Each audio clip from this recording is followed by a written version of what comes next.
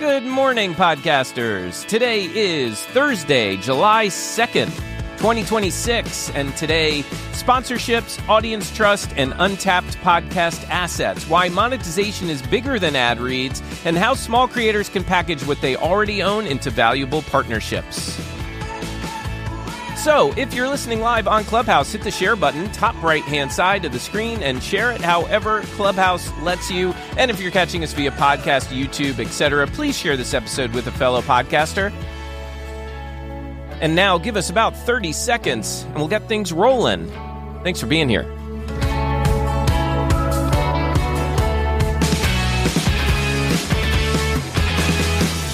The Podcasting Morning Show is powered by Ironic Media, helping podcasters launch, polish, and grow great shows.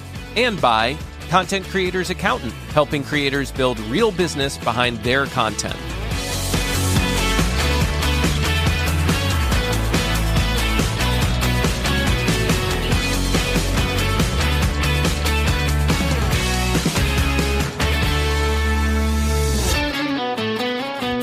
Good morning again, Podcasting Morning Show. Thank you so much for being here. I am your host, Marc, and currently on stage with me, my co-hosts, BC Babbles, DR Fay, Ralph Estep, Sid Meadows, and Phil Better. Good morning to all of you. Go check them out. Learn more about them at podcastingmorningshow.com/people.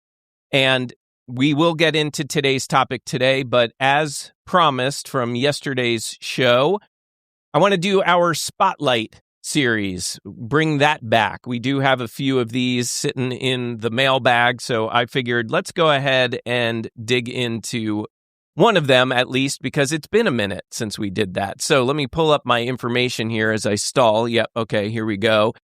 This show that I want to jump into today is called I Shake My Head. And here's how they described the show to us.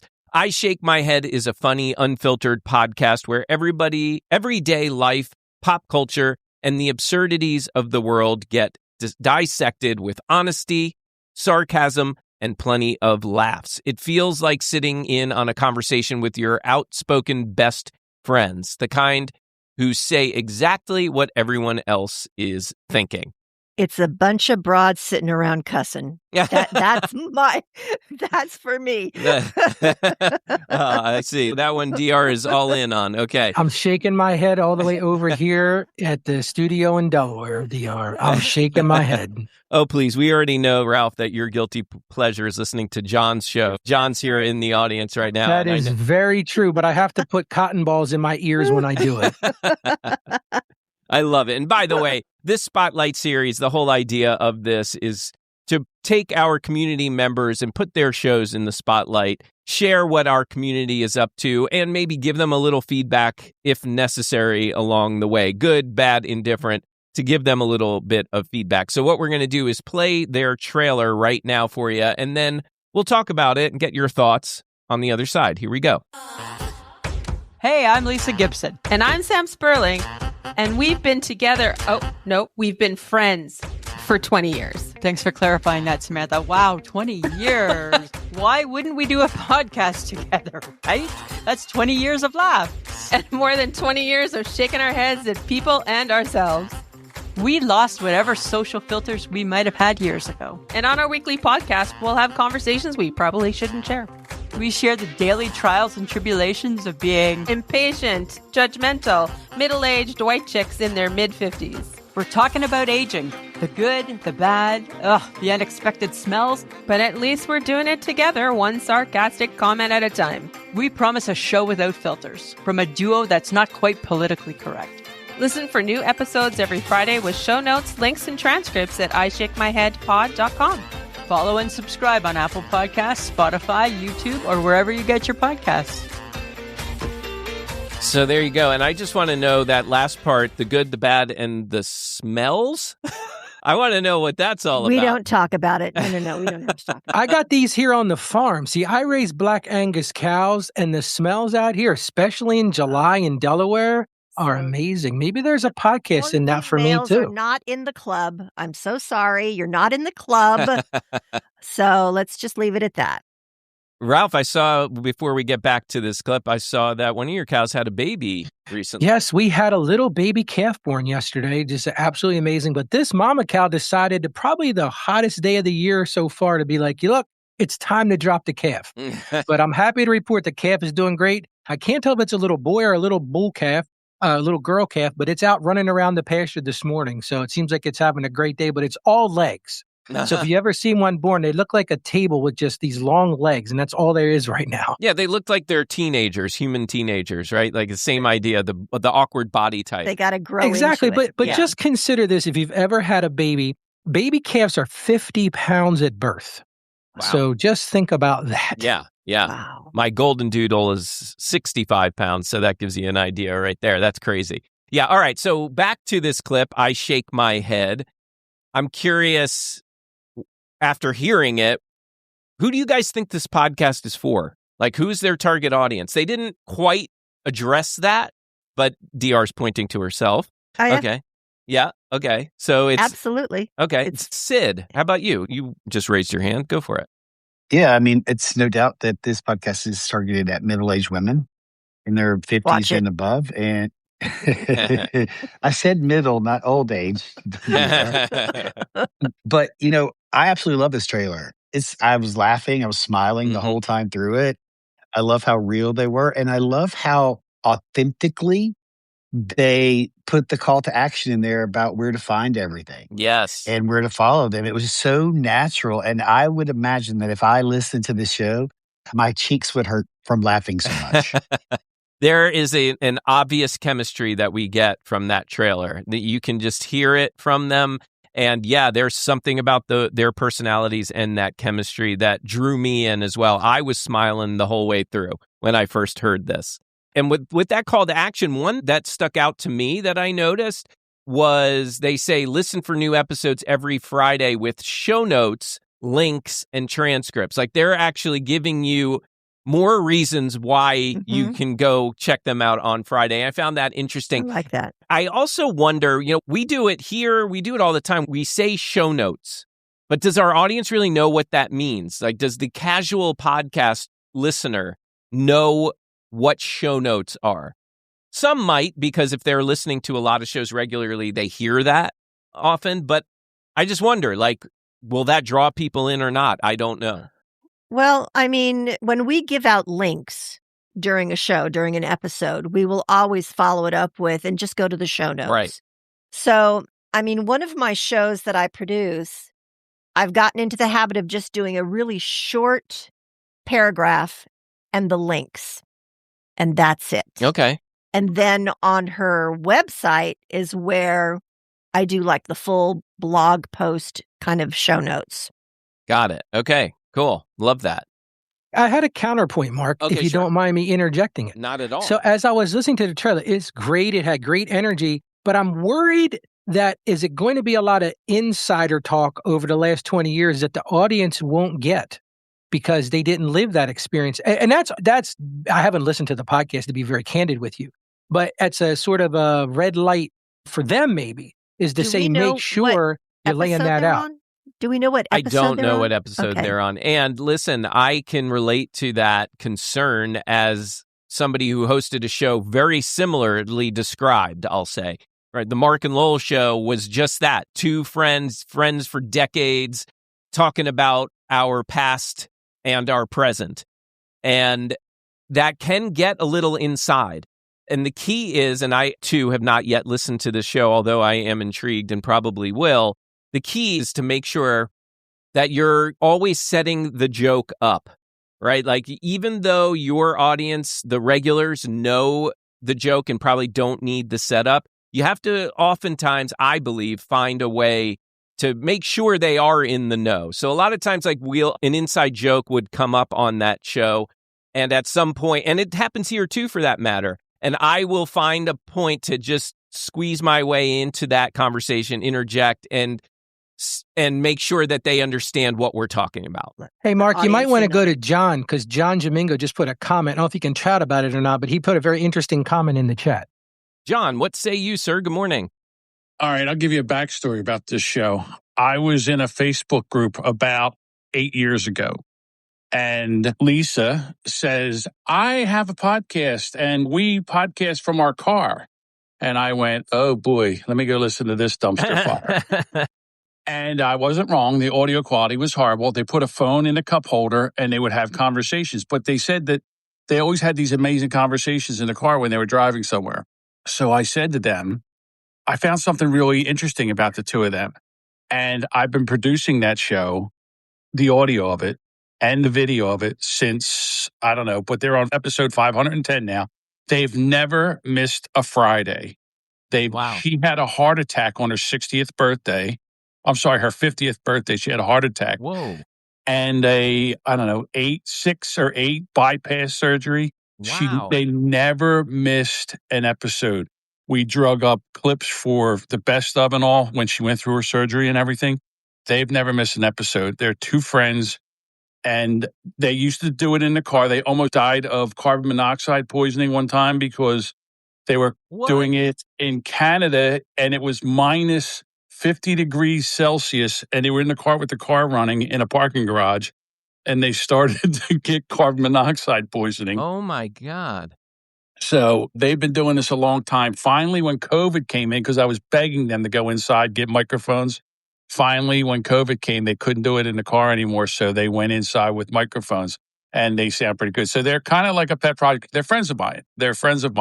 They live in Canada. They're 2,100 miles away from me.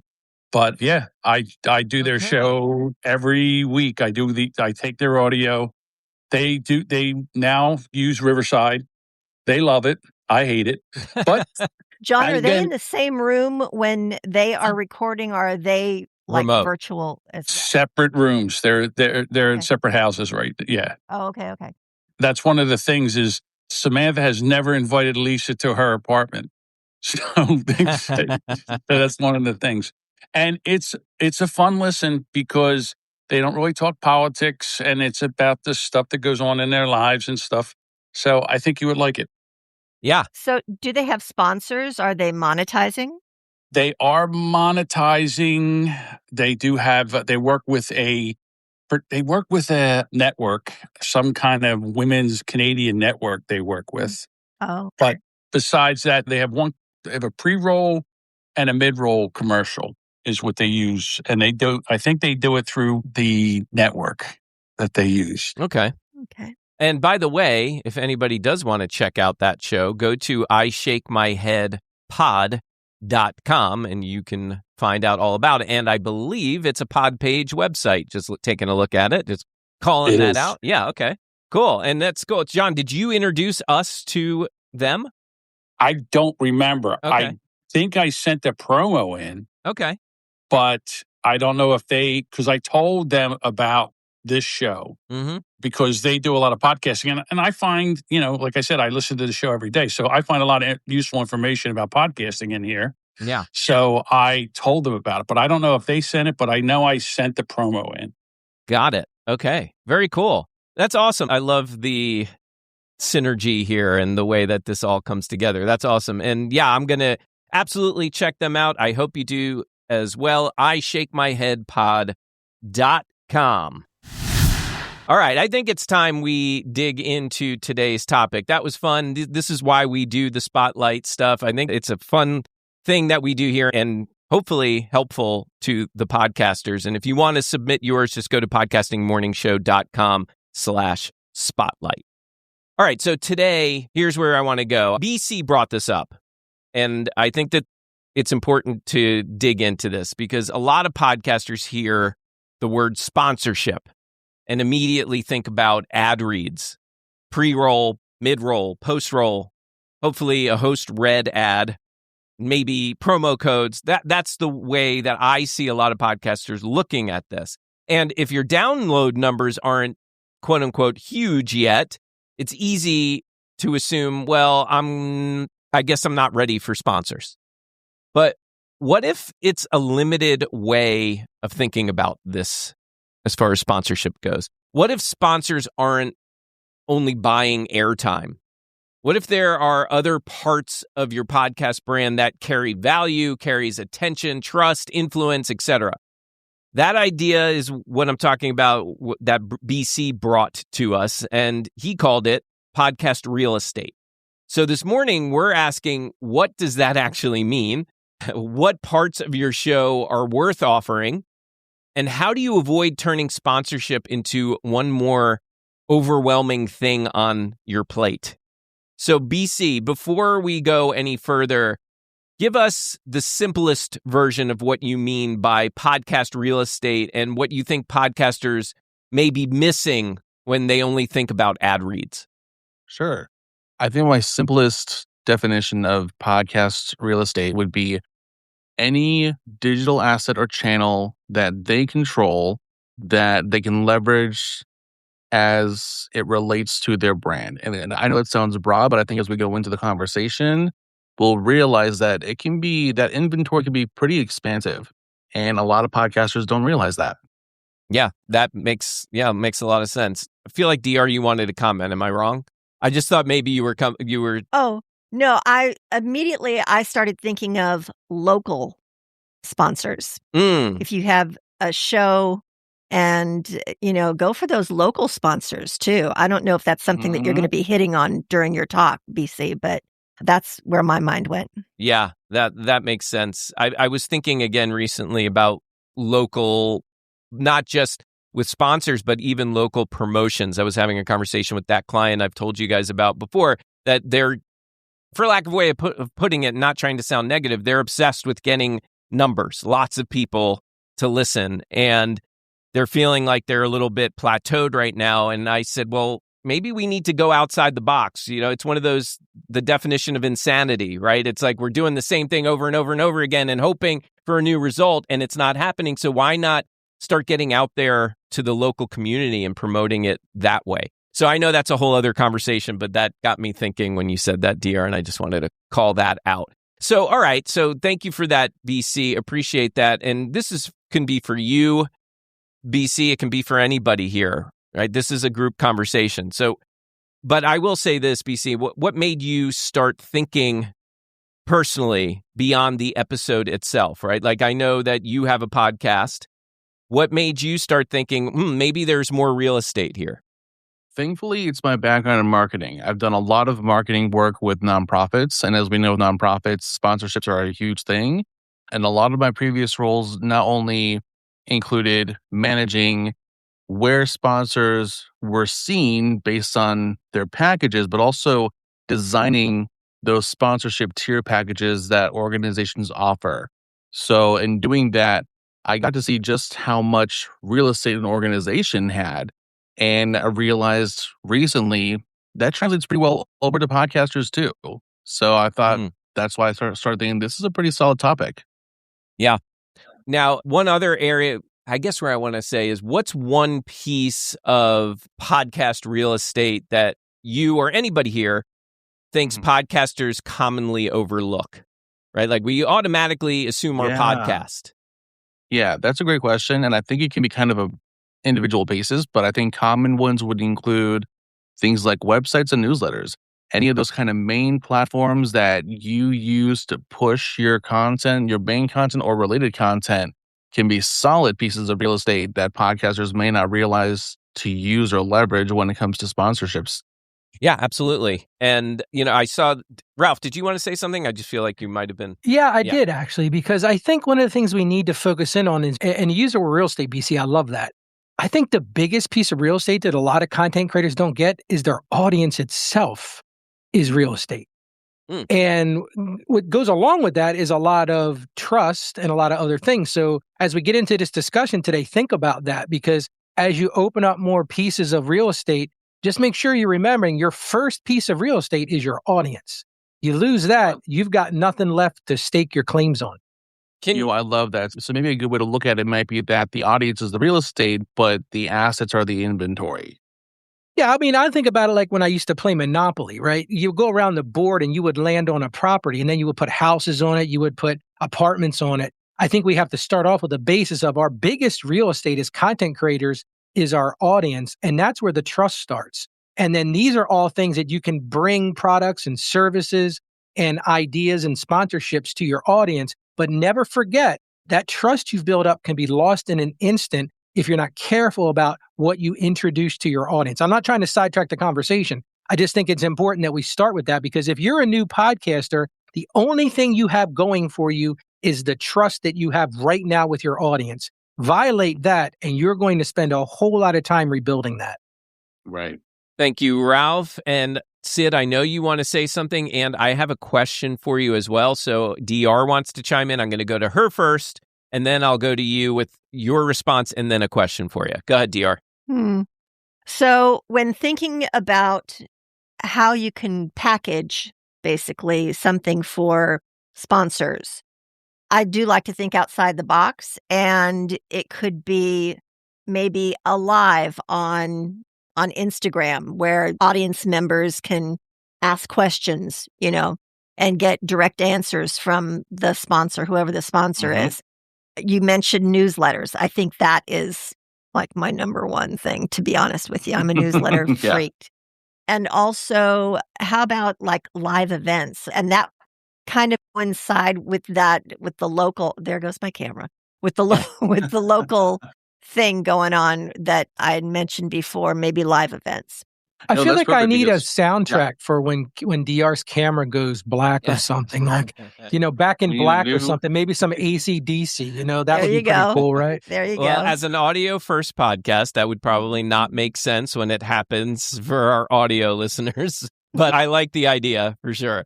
Let's see here. By the way, shout out producer Ashley in the audience. We haven't seen Ashley in a while. Great to see you, Ashley, and you are welcome to, as everyone is, but I just want to shout you out and say you're welcome to come up on stage at any point and be a part of this conversation. You are a permanent co-host here at the Podcasting Morning Show, so you're always welcome. All right, so I did want to go to Sid. I know he wanted to chime in. I think he wanted to chime in on some of those overlooked pieces of real estate. So, Sid, you're welcome to share, but I know that when I was telling you about what we were doing today, you brought up something really important. So also take this time to share some of that too, please. Good morning. Good morning, everybody. So to answer the question from DC about the real estate where overlooked, I think one of the places you might overlook if you're a podcaster that does audio and video both is your YouTube channel. You can separately monetize just your YouTube channel, which could be very beneficial. I also think that you could look at like your Instagram channel, for example, and monetize that separately with one sponsor. So when I had my first sponsor several years ago, we had a pretty clear document about everything. He came back to me and he said, "Hey, what about social?" He was talking about Instagram and LinkedIn. And I said, that was not included in our original package. I'm happy to update the proposal and give you the additional cost for it. And they passed on it, which is fine. I knew they would pass on it. This is kind of why I positioned it that way. But, I think anywhere that you're, let's call it publishing content is an opportunity. Substack, great opportunity if you're active on Substack, just to monetize that with one sponsor rather than multiple sponsors like you have on your show. So I think anywhere you're publishing content or anywhere you're showing up has the opportunity, I think, to generate income.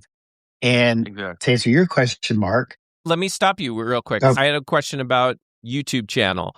And yes, I totally agree with you. That is its own revenue stream in itself. And I know that you personally have shared with us before that your podcasts you consider audio first. Is that fair to say? Audio first? Yes, we are an audio first podcast with a video component. Okay, so how do you take advantage, or do you take advantage yet of YouTube as from a financial standpoint? So right now, it's not monetized separately. The ads that run on the audio podcast run on the video version of it. So it's not separate. Moving forward, I don't know. I'm rethinking about 2027 and what's that going to look like as it relates to monetization, because I am going to change some things. But one of the things that I'm thinking about along with video is the Apple and Spotify video. That's going to cost me extra money to actually do. I'm not just going to do it and include it. So I might actually monetize or charge or find a sponsor that is the sponsor of the video. Like we could say our video sponsor is blah, blah, blah, kind of thing. So, you know what I like about that too is when you say something like that on your audio podcast and you say, our video is sponsored by the Podcasting Morning Show. I like that because it's a subtle cue to your listening audience that, oh, there is video out there. Right. Subliminal kind of thing. Yeah, almost. Yeah. It's just planting that seed and allowing it to And you may sprout. discover that somebody on your audio, you may discover that somebody in the audio prefers to watch video. And when you talk about your video feed, then they might go actually watch the video. Mm-hmm. Right? Yep. So it can drive traffic just as much as YouTube can drive traffic to the audio. I think the audio can drive traffic to the video component as well. So again, I'll say it. Anywhere that you're publishing, I think there's an opportunity for you to evaluate sponsorships and how they might work for you. Yeah. And we learned from an article and a study that was done that we talked about yesterday. We learned that we know that people, our audience, when I say people, our audience will follow us to different platforms. So I say, don't be shy about talking about your different platforms. Whether you're audio first, video first, wherever you are, talk about the other platforms. You don't have to go into a big spiel, a big selling pitch, but you can just subtly talk about it. And those loyal listeners are going to listen for that, and they're going to get curious. Hey, Mark, I want to throw something out there you just said that just struck me. Okay. I think one of the things that we need to do as content creators is reframe the discussion that we're audience first. Because the truth is, our audiences could care less if it's an audio or video. They want value. So maybe as a group, we should start thinking about audience first. It just hit me when you were talking about audio versus video first, because I hear a lot of people talk, well, I'm audio first, well, I'm video first. I think we all should be audience first. That's exactly what we're talking about today. Yeah, I think, and Ashley, great point. Ashley puts community first or audience first. Yeah, I'm there with you, Ashley. I think our words are important, and I think that's a great way of framing it. Either way, however you prefer to say it, I think, Ralph, you're onto something in this day and age as podcasting has evolved, whether some people like it or not. Video is a factor now. And I think instead of saying audio first, video first, just saying community first makes a lot more sense. And that goes to that whole point that we just discussed. Very cool. Thank you for that, pointing that out, Ralph. All right, so Sid, I mentioned a moment ago that when we talked about today's show topic, you had a concern or something important you wanted to share. Please bring it to us here. Yeah, absolutely. And it's going to align with what Ralph said just a few minutes ago. Monetization will elude you. Real monetization will elude you if you don't know your audience. If you don't know who your show is for, you're going to struggle making real money with your podcast. And when I say know, you got to know everything about them. You got to be, because what the sponsor is actually buying, again, this is aligning with something that Ralph just said. What the sponsor's actually buying or the advertiser's actually buying is access to your community. Well, who is your community? Can you clearly articulate to your sponsor, potential sponsor, who your audience is, what they do, what they sell, the jobs that they hold, how old are they? Can you really communicate that? And I think and I've talked to so many podcasters and I've asked the question, who's your audience? Who's your ideal listener? And so many of them say, I don't really know. And that's foundational. You have to start there. And if you don't really know who they are, interview them, put a call out to interview them. And I've talked before about how I track them and the things that I do to stay connected with them. But all 8 of my sponsors, and I'll talk about this at the event in August, all 8 of my sponsors wanted one common thing, and that was access to my community. They wanted to be inside my ecosystem and connect with the audience. And every one of them has told me how much paying off for them, how they're getting new customers, they're getting new inquiries, and it's work. And so, I think you just and I know my audience because I was one of them. And so many times when we create content, that's what we're doing is creating content for our younger self. So you can't skip this part. This to me is just foundational, and you've got to know who your audience is or who your show is for. Yeah, I think that's very important. And Sid, I feel like there was another thing you were concerned about, and I think it was around overwhelm with this discussion. Did you want to talk about that too? Yeah, thank you. Sorry, I haven't had a chance to go back and look at our text thread. Sorry. That's okay. To jog my old brain. So one of the things that I think about as a podcaster, because you're a marketer, you're marketing your show, right? Whether you have a marketing degree or consider yourself a marketer, you're a marketer. Maybe it's accidental, but you've got to market your show in order to get the reach and the visibility that you need to bring listeners or watchers into your ecosystem. And when you try to be everywhere and do everything, you are going to overwhelm yourself. And that's what I worry about because, like, I do Instagram partially, LinkedIn's my primary platform. I'm considering Substack, but I keep asking myself as I'm trying to figure out my strategy for Substack, do I have time? Can I be committed to this? Right? Is this something that I really want to do? Is this really going to help me grow? And I haven't answered those questions, but I don't need to just add one more thing to my plate to do. I got enough to do on a daily basis. And so I don't need to add one more thing. And so I worry about when we try to be everywhere and try to be everything to everybody, if it doesn't just create overwhelm. And I think overwhelm is one of the things that contributes to stress, that will contribute to anxiety, that will contribute to podcasters stopping, and that will contribute to pod fade. So I just say be cautious. I see Ashley's agreeing with you from the audience. Yeah, I think that is important. There's so many moving pieces to what we do. Adding this as a piece can really maybe be the tipping point for a lot of people. So you gotta make sure you know what you can handle and then how. But so I guess that's just a good caveat, a good thing for you, the listener, to keep in mind as we dig into things like sponsor packages and the different types of things that we can put together to sell to a sponsor. And I think before we talk about those, we probably need to figure out, to Sid's point, where our audience is actually paying attention. You know, this goes back to what he was saying, understanding our audience, knowing our audience, right? So for those on stage, or if you're in the audience and you want to participate, or watching on YouTube, for those of you, where does your audience seem most responsive outside of the podcast itself? And listen, I get that some of us may say, well, this area here is most responsive, but I'm not getting a lot of people interacting with me there. But when I get some interaction, it's there. That's fine. If that's your answer, that's at least a starting point for you. If that's where you're hearing from people, even if it's from time to time, then maybe we want to think about focusing our efforts there. So I'm curious, where do you all hear from your audience the most? BC, go ahead. My audience right now is most responsive on my Substack first. Second, I'd say TikTok, and then Instagram, because I'm getting a lot of the responses, a lot of the likes, the views, and the downloads. So I'm pretty happy with that track so far. Yeah, that makes sense. And for me, for the Podcasting Morning Show, I would say, man, I'll tell you, I feel like engagement is down, but when I get it, sometimes I'm getting it from my newsletters. There will be times where a newsletter will go out, and then all of a sudden I'll get a handful of replies to that newsletter.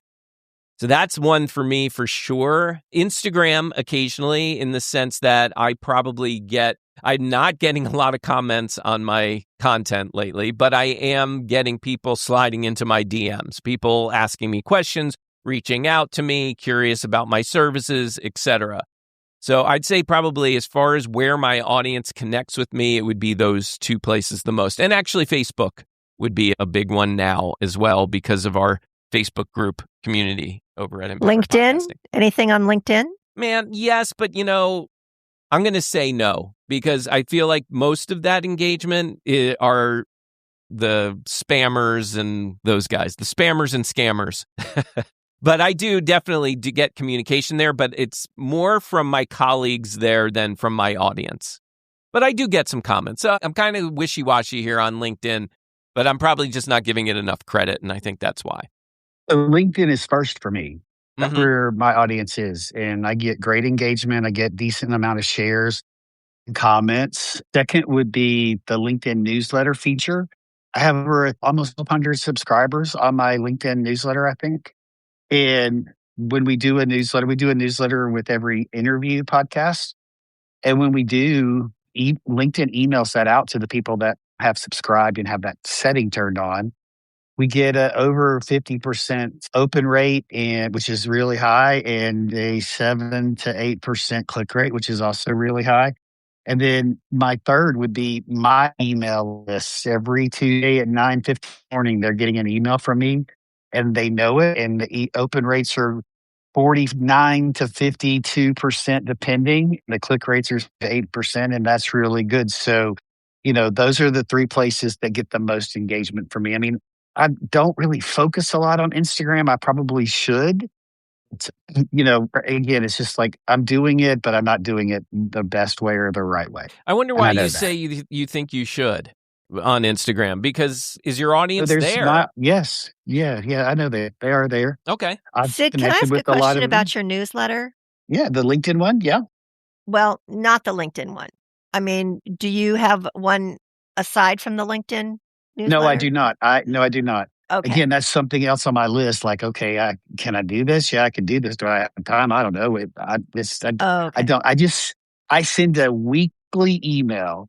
For me, it's an above the scroll. It's mostly text only. Very few. If I do an That's image, exactly what I wanted to know about.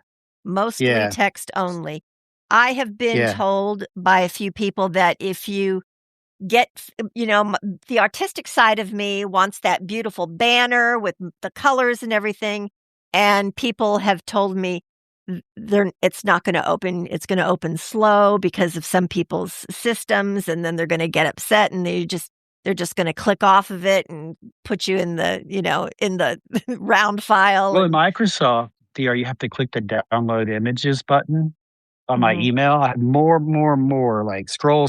And I hate freaking scrolling it. I hate getting an email from somebody that's going to take me 5 scrolls to read it. Right. So I'm really protective of that. It's like, if you scroll, it's a half of a scroll. I use emojis occasionally or bullet points to bullet point the highlights of the episode. And my call to action is always the same. And, it's just really simple and easy to read. And I'm just really protective because and listen, a couple of years ago, I edited that email list from 2,000 people down to 500. If you had never opened up an email from me, I took you off my list. And my marketing person was like, "You sure you want to do this?" I'm like, "Yes." And when I did, my open rate skyrocketed. My click-through rate skyrocketed, focused on the people that want to hear from me. And so I'm emailing them. Today's Thursday, right? I'm emailing them today. Rarely send an extra email, but I am sending an extra email today at 1:15 about the new program that I launched, the private podcast. And I'm anxious to see how that goes because there were some other things that I did this past week about the private podcast that has really yielded great results we can talk about later. But, I'm just super protective of that email list because they're engaged with me. And I'm never going to spam them. Fair enough. Thank you, Sid. And yeah, good question, DR. Appreciate that one. So, all right. Well, Mark, can I jump in there for a second? Oh, yeah. Sorry, Ralph. I saw you wanted to say something. No, it's My okay apologies. because I don't want to overlook something that Sid just said without saying it. Catch what Sid is saying. He's measuring results in each of these things. And that's the thing I think a lot of content creators overlook. You might do 15 different things. Are you measuring the results of each one? I work with small business clients every day. Time and time again, I'll say to a small business client, all right, tell me about this service you offer. Is it profitable for you? Tell me about this service. Is it profitable for you? As a content creator, you've got to be doing the same thing. And that's exactly what Sid is saying. Sid is saying, I'm measuring results. So stop thinking about what platforms am I going to be on? What real estate am I going to get into? What is actually moving the needle? And understand what that looks like. Understand those benchmarks, because then you can make a determination of whether this is wasting time or not. Sid said something about, well, I probably should be on this or I'm not on this. You got to have empirical evidence to say, okay, is it moving the needle or not? I just wanted to jump in there and say that because that's something that he's rock solid on. And the reason Sid is being successful in monetization is he knows what's working and he's measuring it and he's comparing it to other things that aren't working. Yeah, exactly why I brought that question up. Where are you connecting most with your audience right now? Where are they engaging with you? That for that very reason, to help us all think about that and start moving, for those of us that maybe aren't, moving our minds in that direction. Because, yeah, to the point earlier that Sid made about the fact that we can all get really overwhelmed with all the things. Well, sometimes that's just because we hear, You got to be here. You got to be there. You got to sell it this way and you got to do it that way. And that's burnout. That's the recipe for burnout. So I think it's just important to focus on the areas that we know is starting to work or maybe catching a little fire and then fuel that fire. Yes, Sid, go ahead. So I just want to really appreciate the support in the comments, Ralph and Mark, from all of you. I just want to be very clear. It appears is that I've got my crap together on a daily basis, that I'm super organized and zeroed in. In some things I am, but I just want to be a hot mess on most days. But I'm not afraid to try something. I'm not afraid to put myself out there and try something. So it may sound like I'm just like fully organized and dialed in. I certainly don't feel that way on a daily basis. But this is, figuring all this out is really challenging. And like, try this. And if this works, that's great. If this works, that's great. If it doesn't, what did I take away from it? And what can I do differently or better? And so, I'm not afraid to try new things, but I am not as together as it sounds. I just want to be clear, okay? It's how it looks from the outside, brother. That's all that matters. Yeah, I mean, and look, to me, Sid, that I look at you as having your crap together for that very reason you shared, because you're not afraid to try new things. And I am willing to admit that's my weakness right there. I hesitate when it comes to trying new things. I make lots of excuses. I tell myself why I shouldn't try that thing, because it's maybe one of the big ones that are the recurring things is because it's going to take a long time for it to finally work, right? There's a build up and I'm impatient for that build up. So I respect and appreciate that you do try new things. And I look at people who do try new things as having their crap together, or at least maybe more so than I have mine together. Is that your ADHD or is that just a Marc thing? I don't know. I hear it's common among people with ADHD because our executive functioning doesn't work quite like the average person's does. So making decisions sometimes can be really hard for us. But either way, it's a pain. I wanted to just mention that in the comments, both Dave and John, Dave said they do a weekly meetup for podcasters, and John says he has a Discord server where I interact with my audience. So, yeah, they're working it. They're working it. Nice. Yeah. Okay, so I think we've talked about the areas we want to focus on, the areas that we maybe should be focusing on. I think now let's talk a little bit about sponsor packages pricing and talking about that real estate a little bit more. I know that we've mentioned things like newsletters, places like Substack and social media. And if there are others that we haven't mentioned yet, by all means, share them with us here today on stage. And let's talk about it, like maybe using some examples of how we're packaging things. And maybe Sid's a great place to start here. Sid, could you give us an example of maybe a package that a podcaster might want to start with, something that maybe is not too overwhelming for them, but they're still hitting all the different areas of real estate that they have? Yes. So this is a really great question. And, what I would tell you, where not to start is selling ads. Don't start selling ads. Mm-hmm. And this is something Ralph brought up yesterday. Yeah. Just don't start selling ads, because it's a hustle to try to sell a 30-second ad. And then you're going to get into the battle with the marketing person over CPM. And we know that doesn't work for independent podcasters. So I would not start selling ads. But what I would do is actually look at my ecosystem and look at where your content's getting the most reach for your ideal client or your ideal listener. And I would start small. I would not try to do everything. That was one of the mistakes I made. We made our sponsorship program too complicated for us. It looks really great on a piece of paper. And the whole purpose was I got to make it easy for them to say yes. And I gave them too much. And on the back end, it has been a pain in my butt for us to get all this together and to track to make sure we're doing everything that we committed to them that we would do, because I don't want a phone call or a conversation when I'm asking for renewals, which is going to be coming up in a couple of months. When I'm asking them to renew, I don't want to hear, well, Sid, you didn't live up to this part of it and we didn't get our money's worth. You didn't do this. You didn't do that. So start small. Just maybe pick one thing. And then I would also encourage you to think long term. So I've had several friends that sell monetization in a 3 to 5 episode package. I would not recommend that because you're always selling and you're always trying to find the next sponsor for the next thing. And then you get busy and you got to monetize for the entire season. So you sign a contract with me if it's the entire season of my show.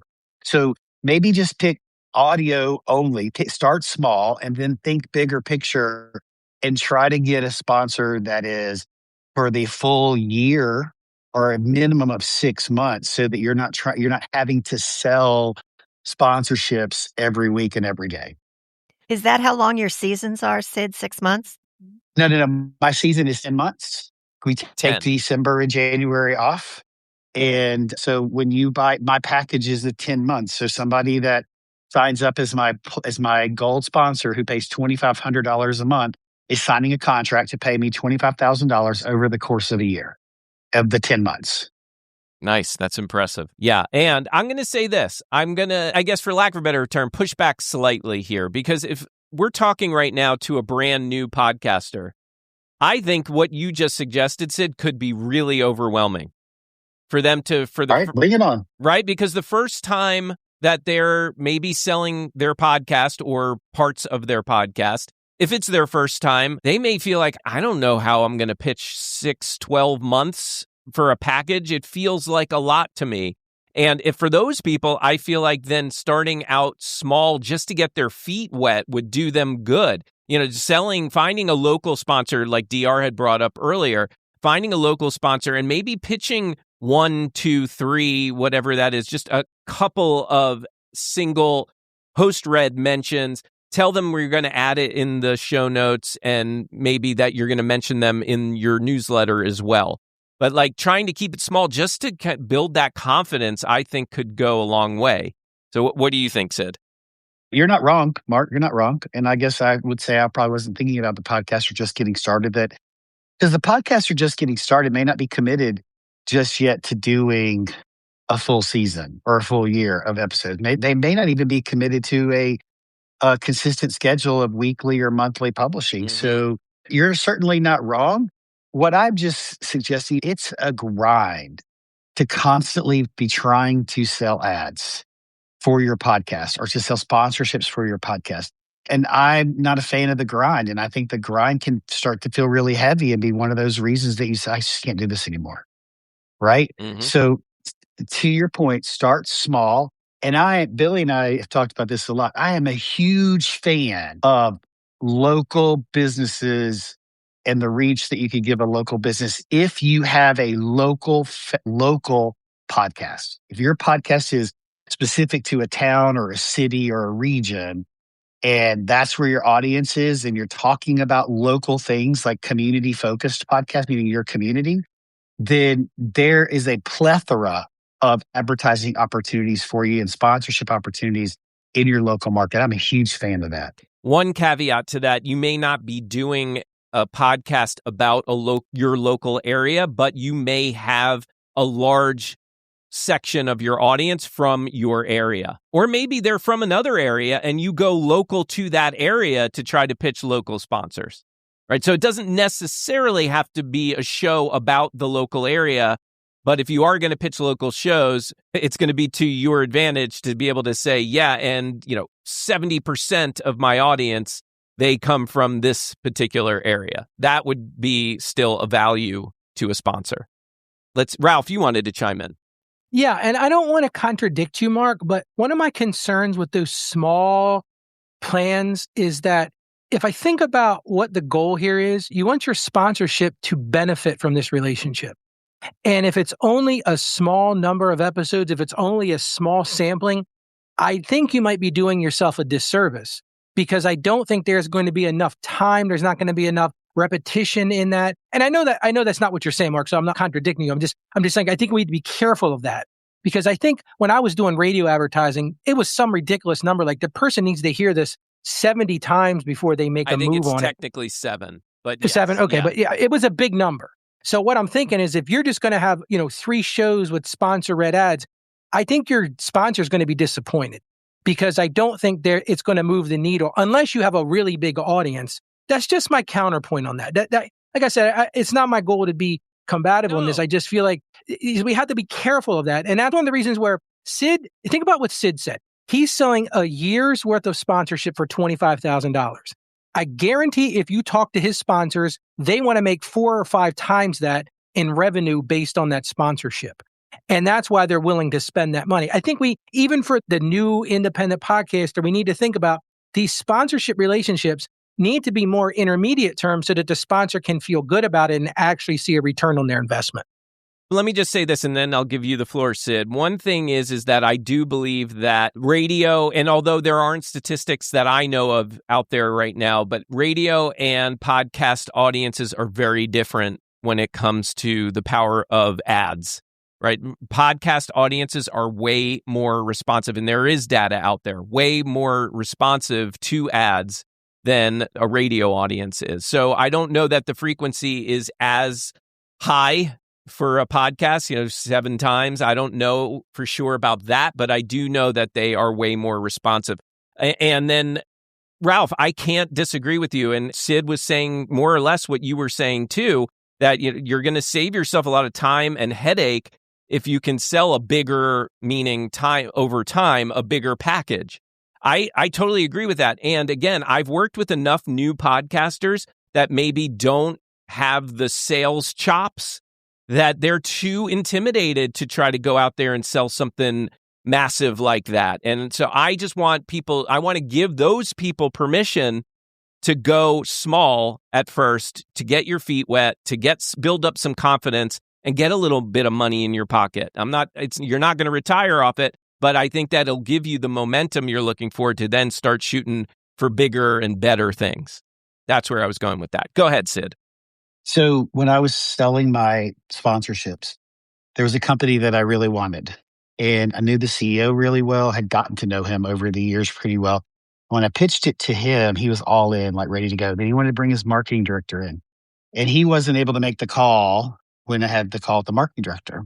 And she was the naysayer. She didn't want to do it.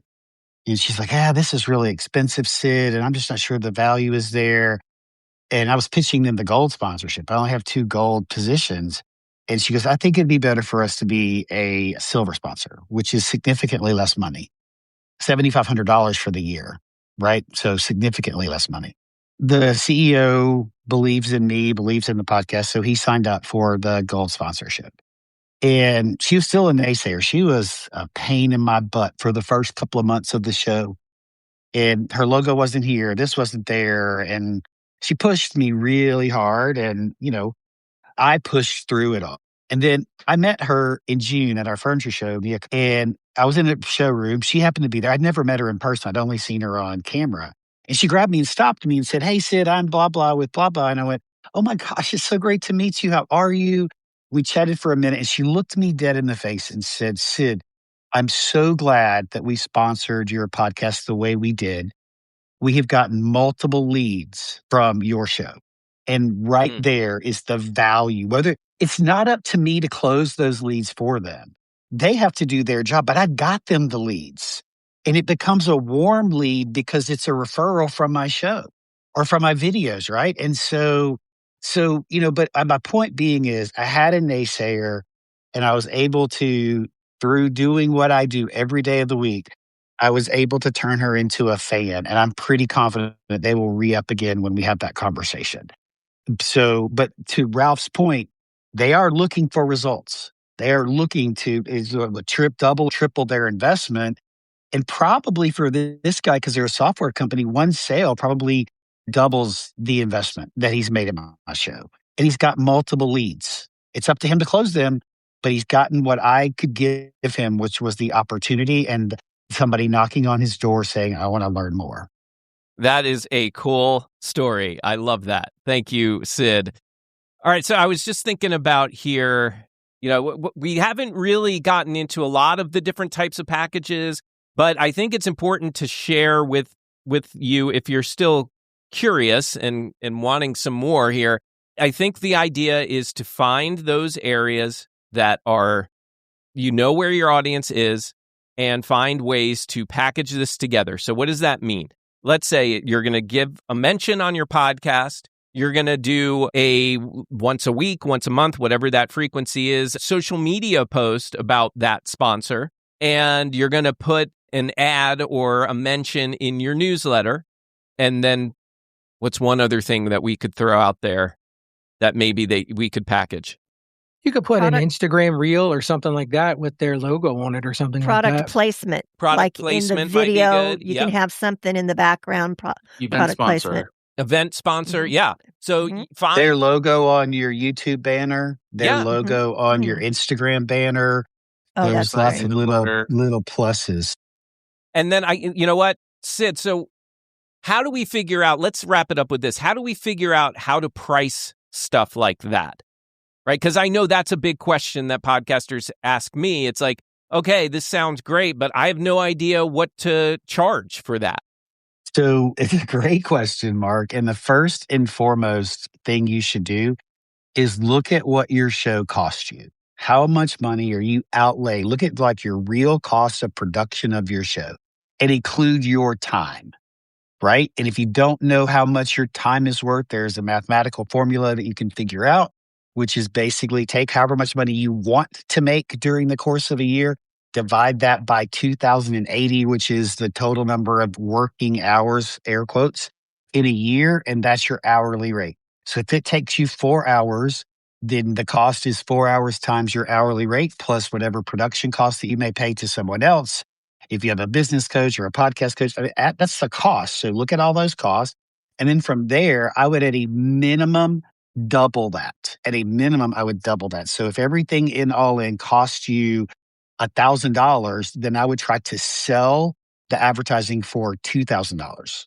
So you can make money on it. You can make profit on it, right? Now, I'm going to be really clear here. I just made it up. I'm going to talk about this at Power Podcasting 3 when I give my workshop and at PodFest when I speak at PodFest about this topic. I just made it up. I thought I knew how much. I had a target of how much money I wanted to make. I wanted my podcast to bring in $100,000 in revenue. That was my goal. And so I just made it up. And I looked at the math to figure it out. And then I said, okay, I'm going to have this many of this sponsor, this many of this sponsor, and this many of that sponsor.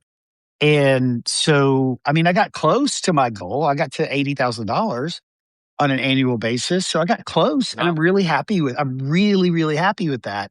And I learned a lot about what to do differently, but you have to look at what the show cost you to get it out the door and then determine how much you want to make and start there. You can always come down. I would discourage negotiation, but you can always come down.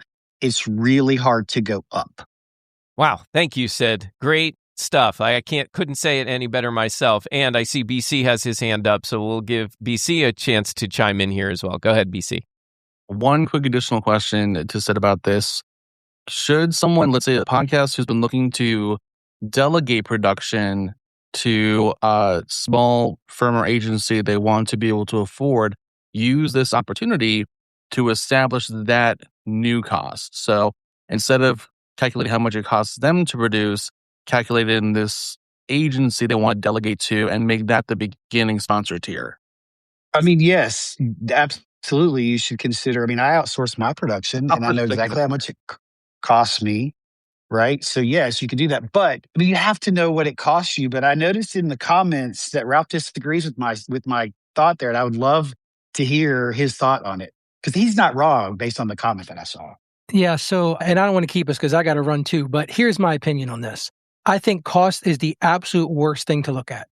I think what you've got to look at is what is the value you're bringing to the sponsor? What is the value you're bringing to your audience? If you look at cost, you're going to consistently underprice what your value is. When I sell accounting services, I don't look at what it costs me to deliver those. I look at the value that I'm bringing to the person. I'm looking at the value that I'm bringing to you got to do the same thing with your content creation. I don't disagree with the idea, Sid, that the cost has to be a floor. Fine. But the problem is so many content creators are going to hear that and they're going to go, well, as long as I'm meeting my costs, I've got a little bit of revenue. Great. You said it yourself. You had one particular sponsor who hit a home run with this. That's the value that you bring. And I just think that that's a better place to start because we will constantly undersell ourselves if we're only focusing on the cost. It's funny because I see it as both. And I also see that I think sometimes a lot of the podcasters I work with undervalue what they offer. They don't I was see trying it to as, figure out, how do I even come up with an amount? I wouldn't even know how to do that. right. So I think that's why it's both. I don't think Sid's wrong. I don't think Ralph is wrong. I think it's both. It's understanding what your costs are, because otherwise you might put a value on it and then be selling yourself short and losing money.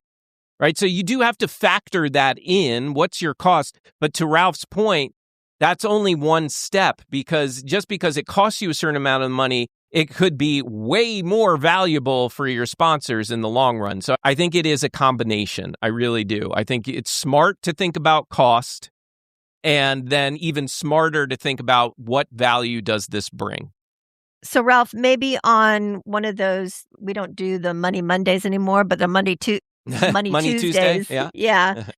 You can talk about how we can figure out what that value is worth. Yeah. Is there a formula or something like that?